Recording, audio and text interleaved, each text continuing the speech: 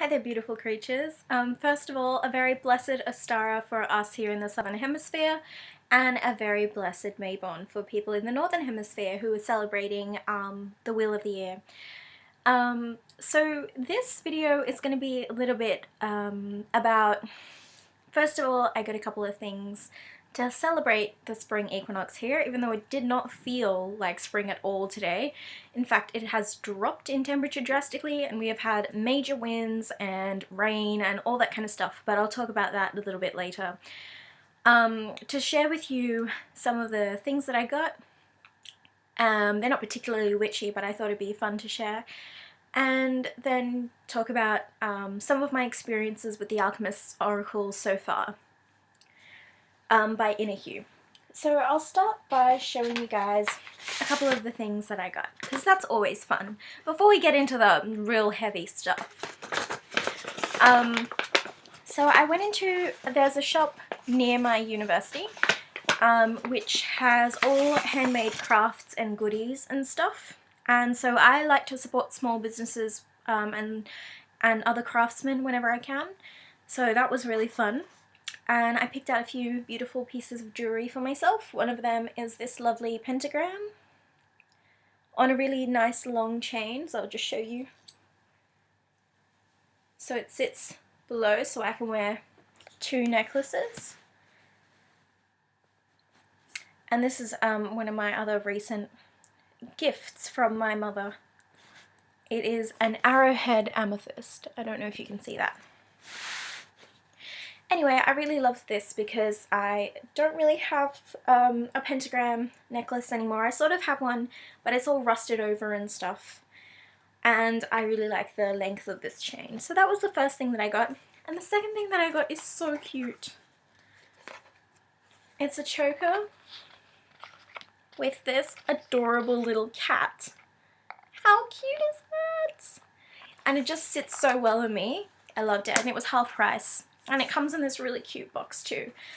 I think it's by, the brand is called Illuminati. yeah, I know. Conspiracy theories. I'm all up in it. I love conspiracy theories. I think it's great. Ancient Aliens, anyone? That show is amazing. And then I managed to find the first Laurel K. Hamilton book of the Mary Gentry series. And Someone's Princess 89 here on YouTube, Christine, she recommended me this series, so shout out to her. So I found A Kiss of Shadows for only $3 today at the secondhand store, and it looks like in really good condition. So I'm really looking forward to reading that after I finish my Mystique sort of series that I'm reading at the moment. And I spotted this. It's sitting with my other octopi. Look! Little tiny lemon yellow octopus, amigurumi. Amigurumi is basically just like Japanese cute figures that they do from crochet. And I got this thrown in for free because I bought the book. And this didn't have a price tag, and the guy kindly gave it to me for free. So I thought that's so cute. And it matches my bigger octopus. I'll show you guys, because they're all here by my bed. See? This is my giant amigurumi. I got this as a gift from some friends when I turned 18, because that's how much of a child I am. And this is the little one. Look at it. And they're friends.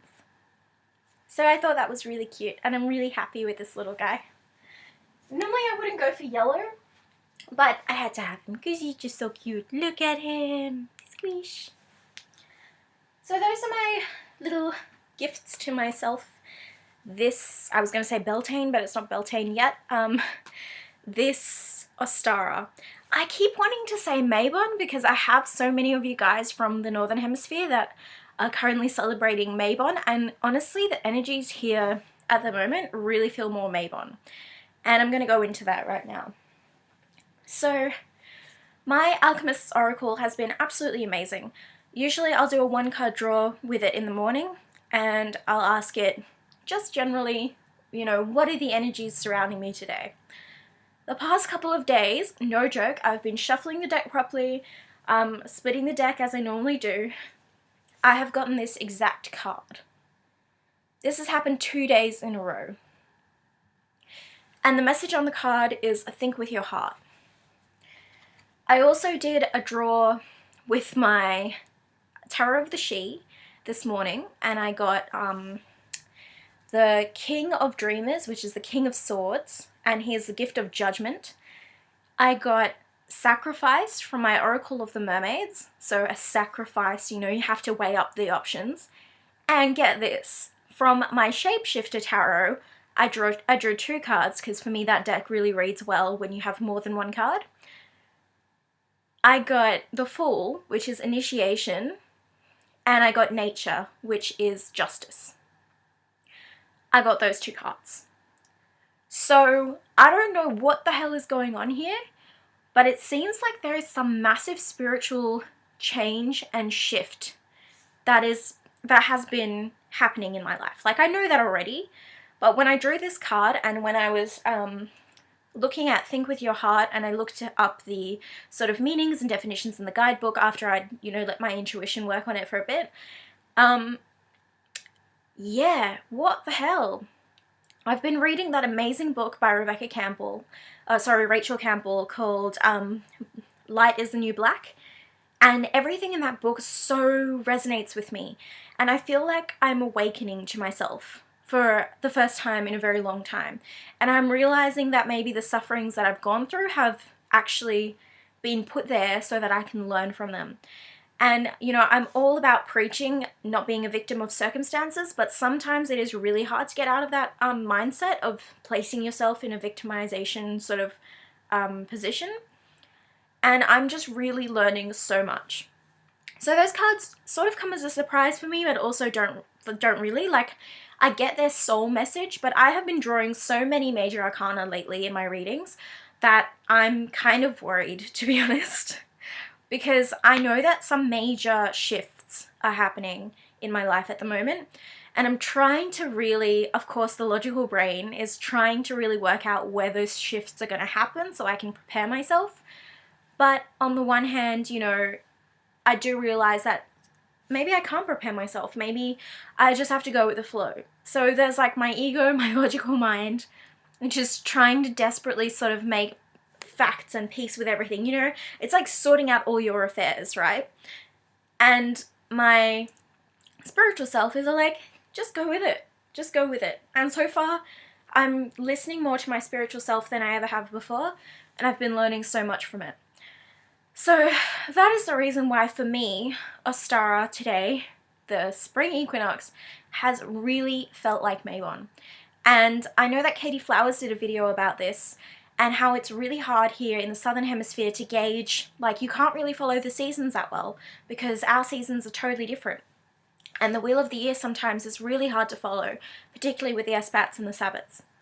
And that's one of the reasons why I've been connecting actually with autumnal energies today, because of the weather, because of this whole, like, the winds have just been nuts, okay guys? And so when the winds are crazy like this, to me, I always get this feeling that things are about to shift. Things are about to change in a big way. Like, these to me are the winds of change, and they've brought a change in weather, and they're bringing a change in atmosphere, and things are happening, you know? The temperature has dropped, and so whenever I feel that in my environment around me, you know, you inevitably kind of want to go more within and explore like how that change is going to happen. So I realize I've been rambling on for a little bit but I just thought I would share this think with your heart message. And for those of you who celebrate Mabon, you know, this may be a really wonderful card for you too. These are the sort of energies that I've been really feeling, and I don't know, I'm putting it out there. I feel like most of the people in the community, at least that I know of, who've communicated with me on YouTube, that I sort of watch their videos, they are experiencing shifts, like major energetic shifts. And to me, this candle and this imagery is just so indicative of that. It's like finding your light within, finding your peace within, following your flame and your spark, you know, to really reach the core of your soul, you know, lighting the way for your own truth and your own authenticity and your own power, you know.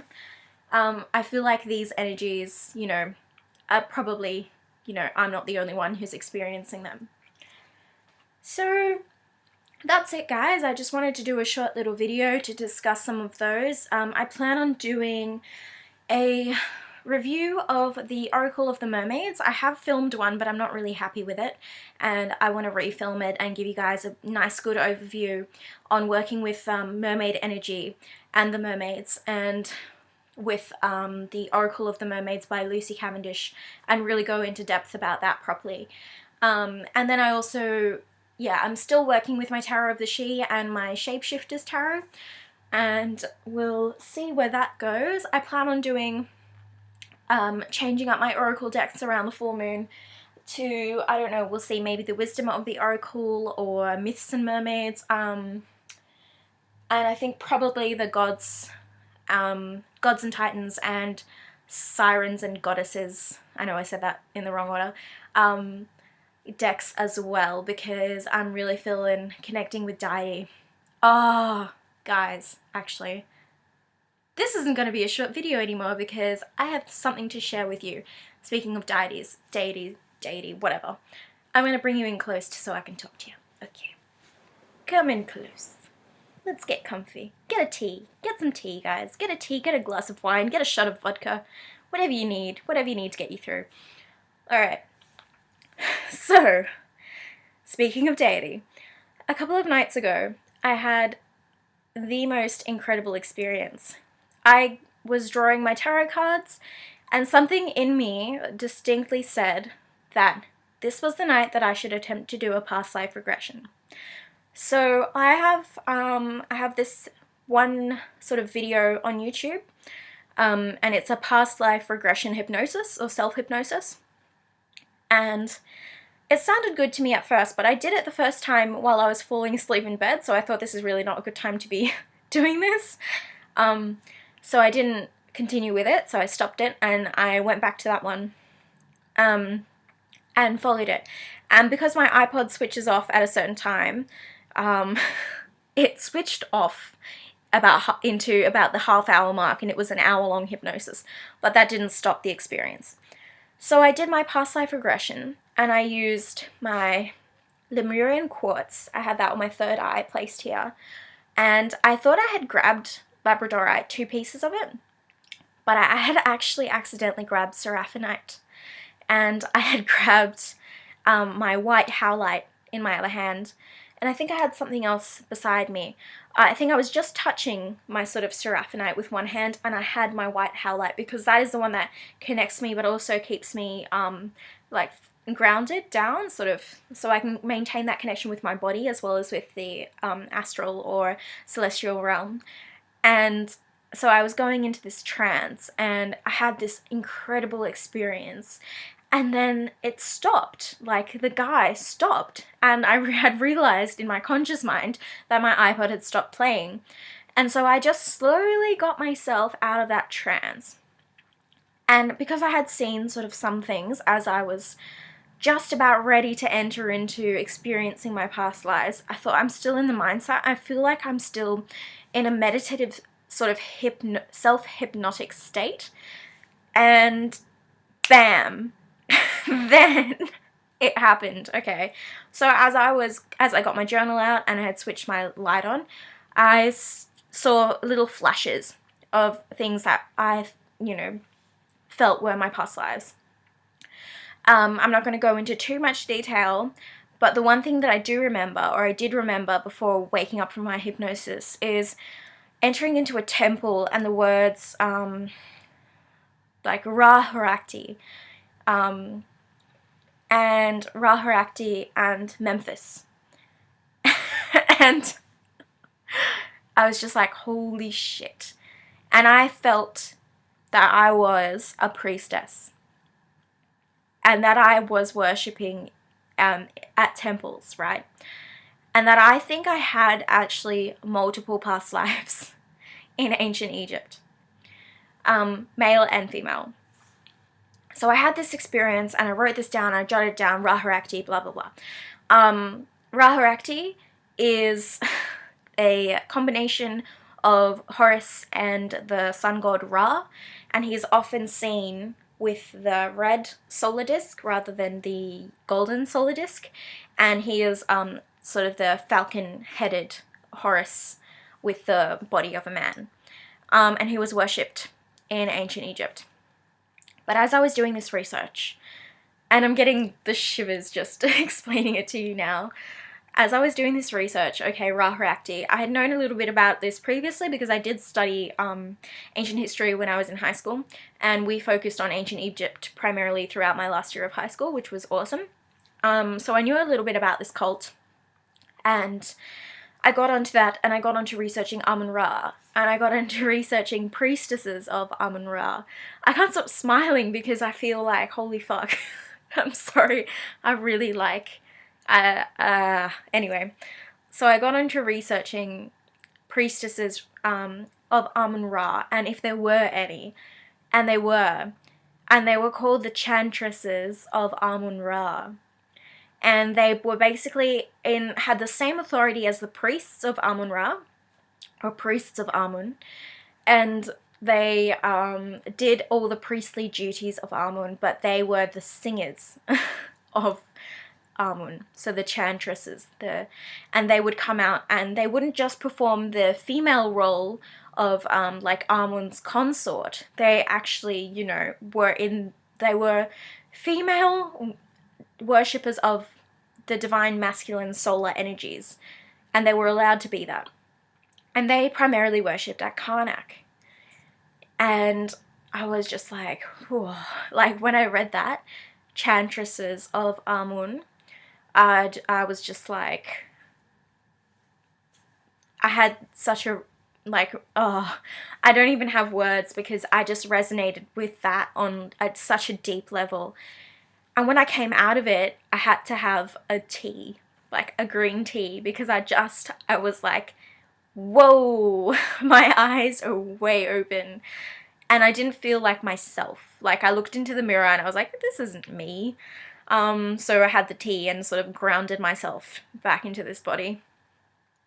But I just resonated with that so much. So I'm pretty sure one of my past lives involved being a chantress of Amun, somewhere in the 26th dynasty of ancient Egypt in the Middle Kingdom. Yeah, so that was my very recent past life regression. And yeah, holy crap. Like, I do want to do it again. But I need time. I need time to recover. So, yeah. Speaking of deity, like I said, I loved that that both of those gods and goddesses deck by Stacey DeMarco had so many ancient Egyptian gods and goddesses, and now I know why. Now I know why. So that was my little revelation, and I did want to share it with you before, and now I've remembered, so I'm sharing it with you. I would love to hear your experiences of past life regression if you've done it yourself. I know I have a lot of work now to do with oracles and tarot in trying to dig deeper, because I feel like that past life was really crucial to me, and in untapping my ancient wisdom. And honestly, things make so much sense to me now. Like, I don't know. I've always had a love of music and a love of playing different instruments and like singing, and I don't know, things just like clicking into place for me very spiritually. So, you know, some of those messages I was talking about are really starting to open up to me and make sense to me, and I really have experienced such a shift in my spiritual life, which has in turn actually affected my other life too, in a positive way.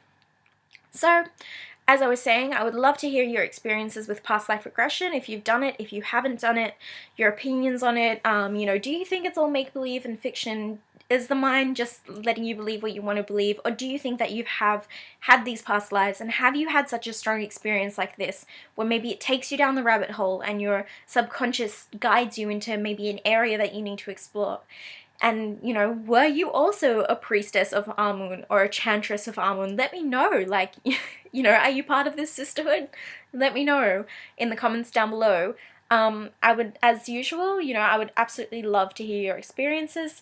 And even working with the Alchemist oracle, like if that has given you any insight and what you think of that deck, you know, as usual, I just want to open up the discussion for everyone so we can all sort of share in. But yeah, I'm really excited to hear if you guys have experienced massive awakenings from past life regression or past life work. And that's something that I look forward to talking about in the future too. As usual, if you like this sort of stuff and you want to subscribe, please hit subscribe and join me for my next video. And thank you all so much for watching. I'll see you next time. Bye!